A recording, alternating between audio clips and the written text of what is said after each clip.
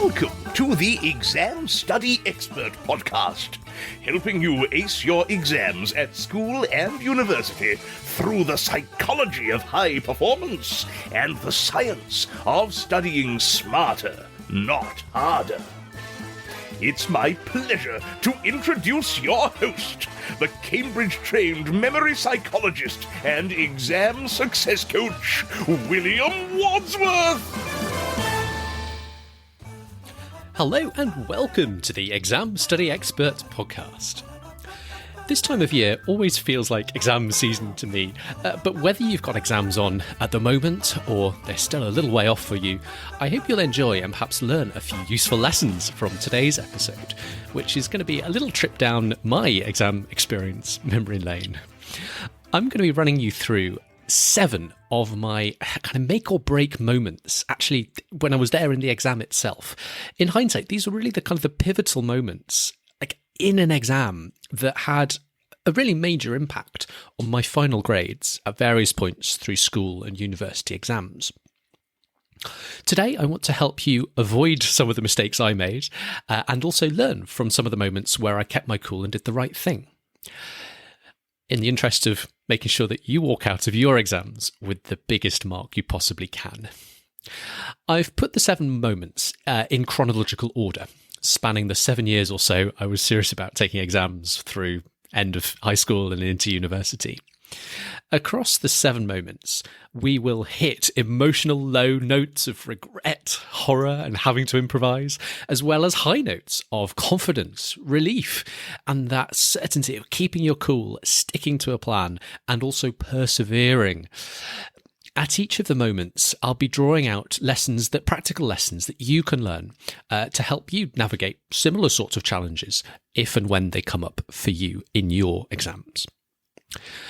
If you enjoyed today's theme of how to maximise your results when you're actually there in the exam itself, then you will love my book, Outsmart Your Exams. It's my top-rated guide to getting the biggest score you possibly can after all your hard work, once you actually get into the exam hall. You can grab your digital or paperback copy at examstudyexpert.com/outsmart, or one word, outsmart. And with that, let's dive right into the first of my 7 moments. Moment 1, regret. My first major exam was GCSE Maths.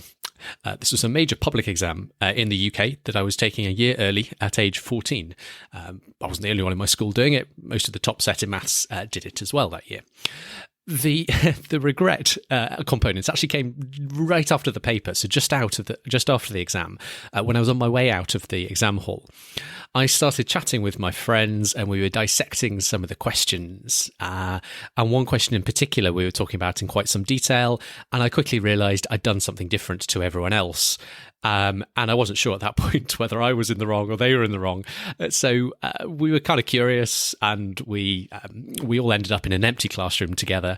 And I remember us thrashing out different solutions on a blackboard, and with a gradual sinking feeling that I was actually the one in the wrong and everyone else had got it right and I'd done something wrong. Nuts. And of course, what good did knowing that do me? Absolutely none. I didn't have to take any more maths exams. I couldn't go back and change my answer. It was totally useless knowledge to me.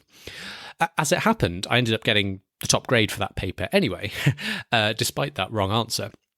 But I learned a really strong lesson that day, which was to be very, very careful about who I hung out with on the way into or out of an exam hall.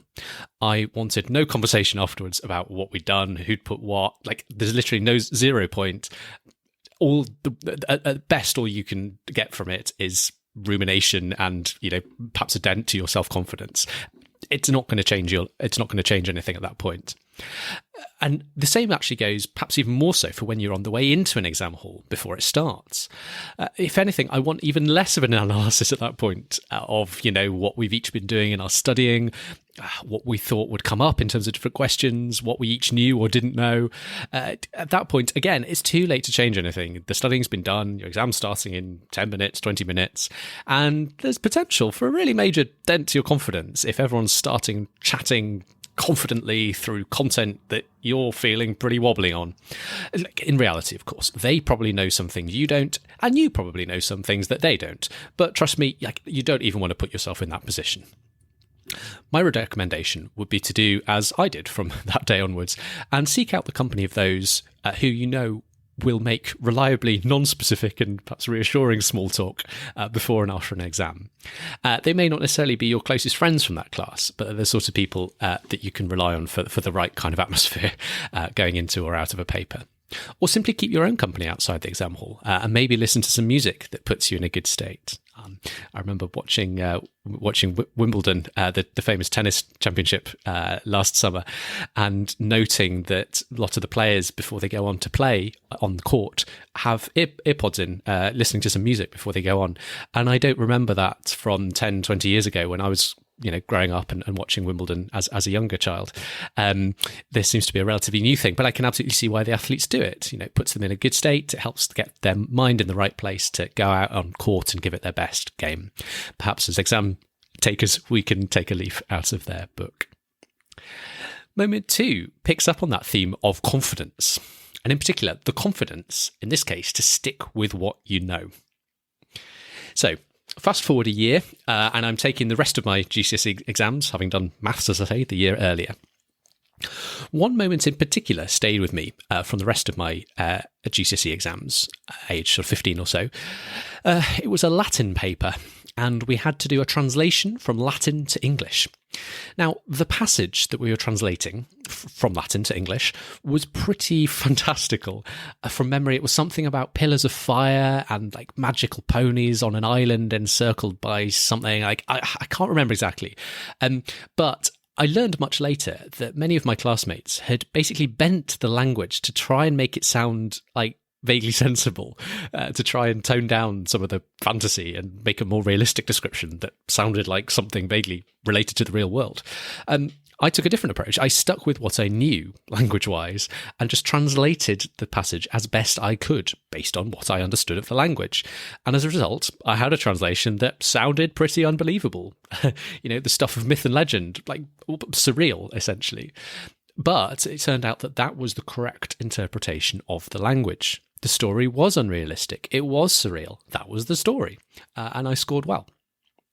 So, takeaway here, if in doubt, stick with what you know.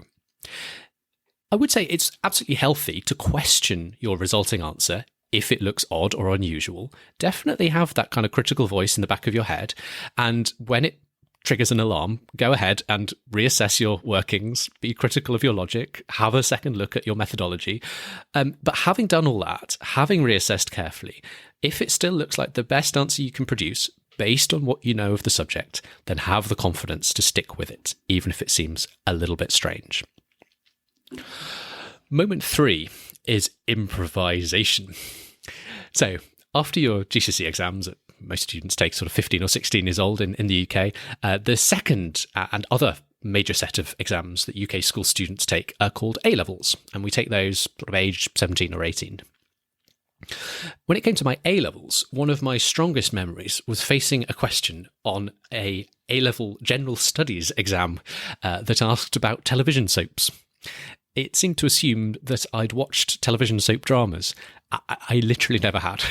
Maybe that was a great omission in my upbringing and I missed out on a whole world of interest in drama. I don't know. Point is, I'd never watched any kind of television soap dramas, of that sort of genre. Maybe it was part of the course requirements that you watch that kind of stuff. I don't know. Anyway, I was sitting there in the exam facing a series of essay-style questions on source material that I had literally never seen. What could I do? I did the only thing I could do. I improvised. I remember making up characters. I remember writing down vaguely sensible sounding critiques and comments in the hope that I might pick up at least some points. It was not a proud moment, but I scratched together what I could. You never ever leave a paper blank. Never ever leave a question blank, no matter how bad things are.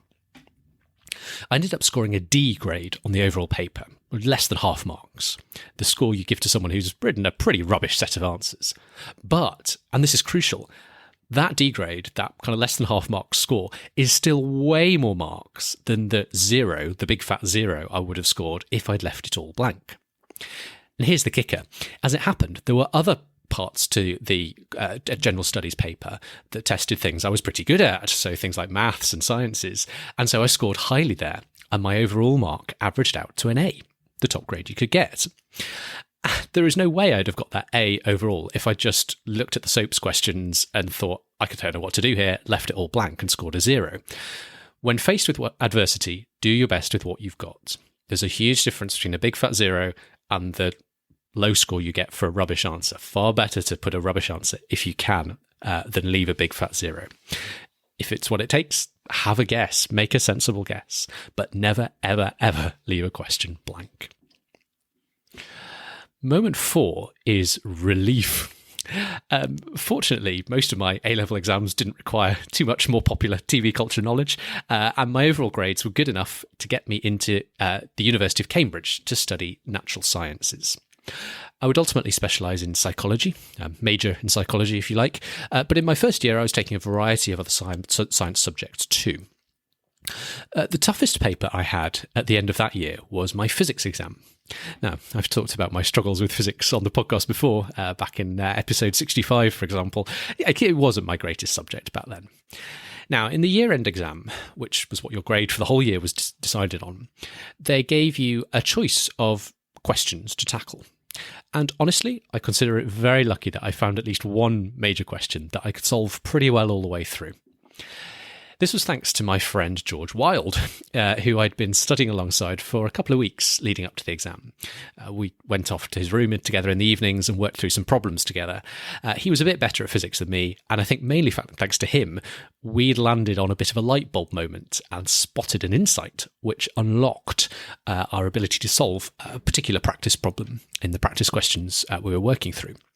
Now, as luck would have it, it was exactly that same light bulb insight that was required to unlock one of the major questions in the real exam. I didn't spot it at first, but I kept going, I kept searching, kept trying to figure something out, anything out, until eventually I spotted that familiar pattern and realised we could use that same problem-solving trick from George Wilde's insight a few days ago. That then unlocked a really major question, which was worth loads of marks, and helped me to get together at least some decent marks for the paper as a whole. The relief at that was amazing. I ended up scraping a 2-2 for the paper overall, which is a kind of okay but not great grade, degree level. And there's no way I could have got even that grade without that insight that unlocked that really big question on the physics paper. So takeaway here would be, if you're struggling, keep going. Sometimes even just a single insight can be all you need to turn your fortunes on a paper round. And when you do, the relief can be like nothing else. Moment 5 is horror. So from relief to horror, no relief in this little tale. Though I should say from the outset, none of what you're about to hear was my fault. I was wrongly done. To set the scene, I was now a psychology specialist a couple of years later on, and I was taking my psychology papers at the end of my third year in Cambridge. Now, this year in particular, I'd been a really conscientious student. I'd taken my studies very seriously. And I was facing the major year-end exams, which determined my overall degree grade. The papers consisted of 3 essays.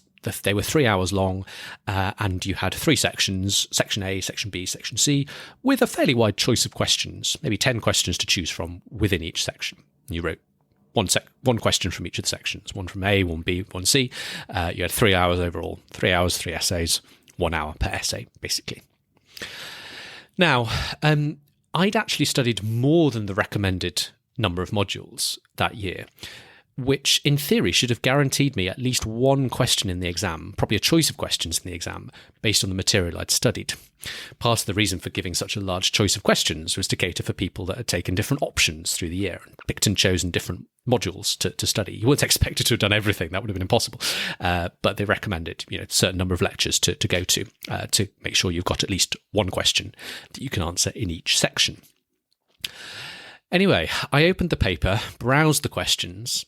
Section A, Section C looked fine. Good questions based on lectures I'd been to, material I'd been studied hard for, and I'd be able to write good essays for those, for sure.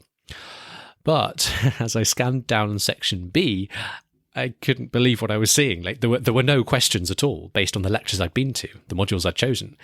And again, I'd overstudied. I'd done more than I should have done. So I should have been guaranteed at least one question, if not a choice of questions, based on the material I'd chosen. In disbelief, I remember reading it through like 4, 5, 6 times, trying to find the question that was for me. And it wasn't there. There was no question on the lectures I'd been to or studied for that middle essay, that section B essay. So here I was, I had to pick a question on a module I knew next to nothing about and write a whole 1-hour essay on it that would go a long way to determining the eventual degree grade I graduated with. Now, this wasn't blagging about TV soaps anymore. This was far more serious. So I remember shutting the exam paper for a moment, taking a couple of deep breaths, gathering my thoughts. I remember reasoning, like right there in the exam itself, that I had done everything that had been asked of me as a student. In fact, as I say, I'd studied more than the recommended number of modules after all. So the lack of choice must have been an administrative error. I could appeal the exam and maybe get my mark improved. But regardless of whether my appeal was going to be successful or not, my job right then in that moment in the exam was to make sure I could accumulate the maximum marks possible. Because whether the appeal was successful or not, I needed to make sure I got as many marks as possible. I had 3 sections to write, one of which, section B, as I say, I knew painfully little about. So I decided to switch up my game plan a little bit. You can read more about having an exam game plan in Outsmart Your Exams. There's a little bit more to it than you might think, and building out a really good exam game plan with sort of timings and orders of attack with different sections is one of my favourite advanced exam taking strategies. It can make a surprisingly big difference to your exam taking experience. Anyhow, my new plan was to start by pulling out an old trick and improvising what I could to score at least some points on section B. As I mentioned before, you can very quickly jump from 0 points to even like 30 or 40% on a question once you start to write something, even if that something is only tangentially and very loosely relevant. So I wrote what I could. It was short, it was pretty rubbish, it was based on the modules I had studied and trying to shoehorn it into the new question, but it was at least an essay and therefore worthy of, even if it was 30%, a lot more marks than if I'd left it blank. But I certainly didn't need a whole hour to do that section B, a bit of rubbish. I decided to reallocate quite a lot of the time that should have been allowed for my section B essay to sections A and C. The section A essay in particular, I remember I knew loads about. I'd studied that really well. I had masses of relevant detail to include. So I think rather than an hour, I probably ended up spending more like an hour and a half, an extra 50% of the time on the section A essay. And as a consequence, I think I wrote a really knock it out of the park essay, which I think ended up getting me a really high first class score. Really good. Anyway, after the exam, I remember retreating to a little cafe at the back of my college called Sticky Beaks to lick my wounds with 2 or 3 other course mates who'd been sort of chosen similar modules to me and had hence been screwed over in exactly the same way. After something akin to a much needed group therapy session over coffees and hot chocolates, we went back to our colleges and refocused on the remaining exam paper that we all had to sit the following day. But once that final exam was over, I did indeed appeal, writing a thorough letter explaining my position. And in the end, that resulted in my section B essay being excluded from consideration for that paper. So the grade for that paper, for me, would be determined only by the average of my sections A and C essays. B was out of the picture. For me, this was a fantastic outcome, not only because section B was obviously rubbish, but also because I'd had all that extra time to spend writing even better and more detailed essays for sections A and C. One of the things I've sort of pondered ever since was the fact that I wonder if I was almost at an unfair advantage because I'd in effect had loads of extra time on those 2 essays, A and C, which were the only ones that counted towards my score. But I also believe it could just as easily have been the other way around, could have been an unfair disadvantage. If I hadn't kept my cool, if I hadn't recovered from that initial moment of horror, I could have stayed a mess and not been in any fit state to write any good essays at all if I'd just kind of gone to pieces and wobbled completely in the exam. So whatever happens, my advice would be, whatever adversity you're facing, take a couple of deep breaths, perhaps think through routes of appeal, etc., they might be open to you if you've been disadvantaged. Acknowledge that comforting thought in the moment, and then devote your energies to making the best of a bad situation on the paper. Your job now is to pick up as many marks as you possibly can. It may not have been what you're expecting, it may not have been what you were prepared for, but whether that appeal is successful or not, the more marks you can score in that paper, the better you'll be. So keep it together and you will reap maximum rewards, even on a bad situation. And that brings us nicely on to moment 6 and 7. I've kind of lumped these in together, and they're both about perseverance. I've dedicated the final 2 moments to the theme of perseverance because it's so important, and it was a theme that cut right throughout so much of my kind of exam taking experience. The kind of first angle I want to think about perseverance from is persevering right to the very end of each exam. For me, this was a lesson I learned early, and I never forgot it. The first remotely scary exam I ever remember taking was a music theory exam when I was maybe 12 or so years old. Now, the deal was something like you had a couple of hours for the paper, but you could leave the room really early, maybe like after an hour if you were done early. My teacher drummed the point home. You probably will finish early, but you never ever leave the room early, ever.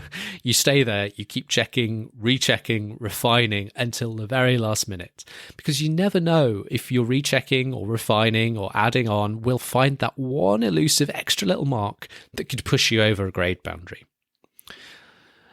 Many exams don't even allow you to leave early, but if you look around an exam hall in the last 10 to 15 minutes, for a lot of exams you might see students finished early and mentally checked out. Some even close the paper, put their pen down and start to stare around the room, or simply put their head on the desk. But not you. You, my friend, are an exam study expert now. You keep going right to the end, right to the last second, hunting out any marks you may have missed. As I say, it could be that 1 or 2 extra little marks that you spot with 3 minutes to go that makes all the difference between getting one grade and another, between a pass and a fail. And to finish with, and to broaden out to a kind of second angle on perseverance, keep going right to the end of your whole exam season too. So I know some of you are sort of just working towards a single exam, but if you're taking multiple major exams, perhaps over several weeks, you'll notice some people around you starting to check out when it gets near the end of exam season. Maybe your penultimate exam is on Friday and your final one isn't until Tuesday or Wednesday the following week. Many will start to take things easy over the weekend, abandoning study schedules, getting out in the sunshine. You already have a balanced and sustainable study routine with a sensible quota of breaks built right in around your work, right? See episode 38 for more on a balanced study routine and having sensible amounts of breaks. So all you need to do is keep on going with what you know works. Don't throw your study plan out of the window entirely.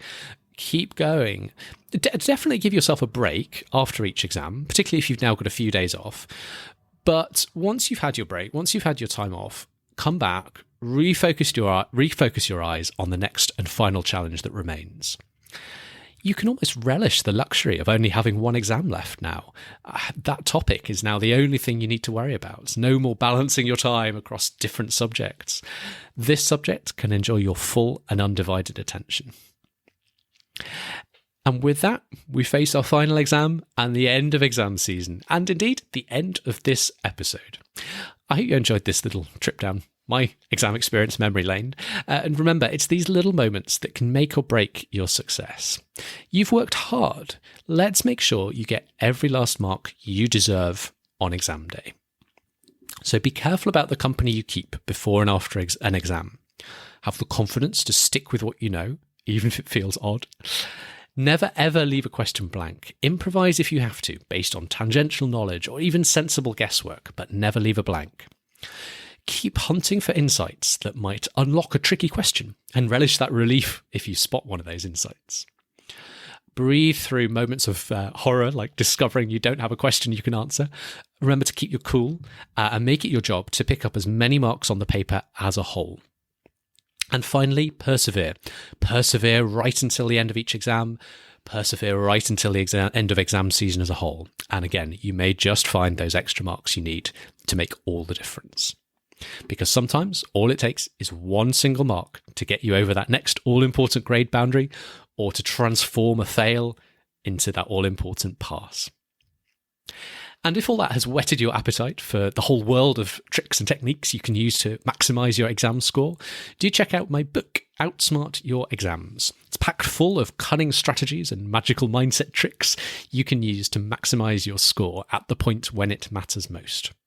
You've done your studying. Let Outsmart Your Exams help you get all the marks you deserve.